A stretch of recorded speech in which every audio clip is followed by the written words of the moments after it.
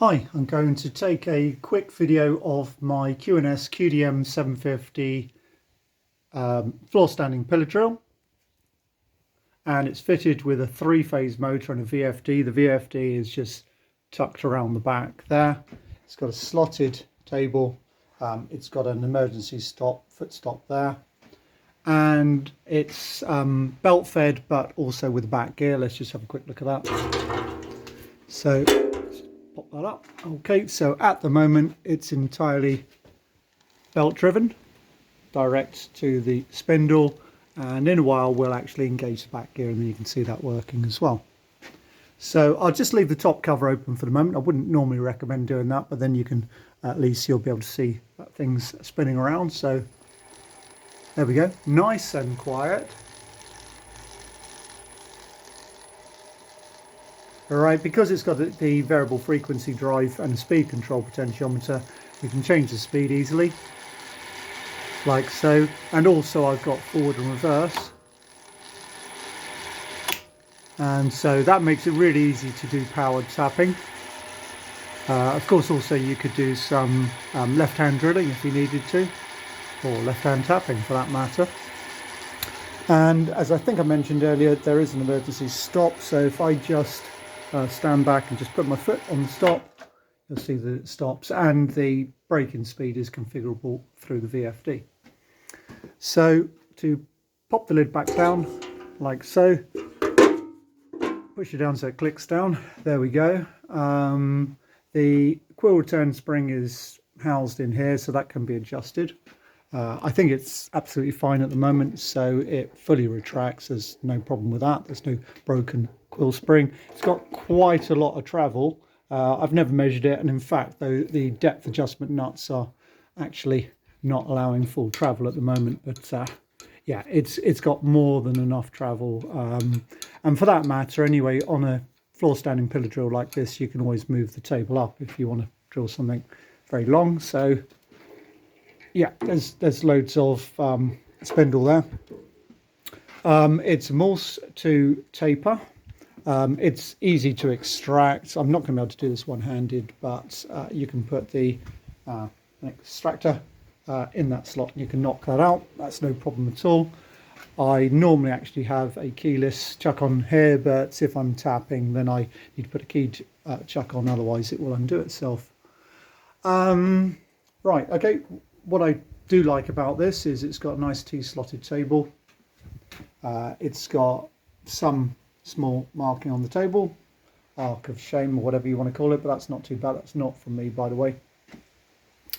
And yeah, let's just quickly start and stop again just so you can see things working. So start, stop, and of course you can do this as much as you like. It's a 3-phase motor with variable frequency drive. So start, forward and reverse, speed control, and stop. Okay, so let's just isolate the power just for a moment. We'll engage the back gear. So you'll see at the moment that this gear here is locked to the pulley. And what we can do, there's a little plunger there, we can just, I don't know if you can see it there, up there. So now that rotates, that can rotate independent of the pulley. And then maybe you can just about make that out. We can then, there's an adjuster up there. You can't really see what I'm doing, but it is easy to do. So that's got to be engaged. Make sure that's running well. Okay, let's put the lid back down. All of this is much easier to do if you've got 2 hands rather than one holding the phone. And now let's restore the power. Now, I didn't mention, but it's currently on a single phase to 3-phase VFD, because you can get 3-phase in, 3-phase out. Now, we should be expecting quite a low speed at the spindle. Sure enough. Okay, and we can speed that up. And you can do forward and reverse as well. Let's just pop that up. Let's just stop for a moment. I don't want to get my fingers trapped. There we go. Okay, so you can see the back gear driving, and also obviously we've got step pulleys front and back, so if you wanted to change the speeds through the pulleys you could do so. I've got to say I have almost never ever done that. I suppose I played around with it a little bit at the very start, but I find for 99% of the jobs I do, I can just stay on the same pulleys, sometimes use the back gear. In fact, I even power tap without the back gear quite often. It's really not a problem with this machine. Really good solid machine actually. The only reason I'm selling it is that I've got a larger fully geared head drill which does everything that this one does, and it's just a little bit bigger, and for my needs I don't need two large floor standing drills, but I do need the space. Okay, I've never painted it up, it's just as is. What else can I say? Down in the corner there, at some point in its life, it's just lost the corner of the casting, so someone put a bolt through.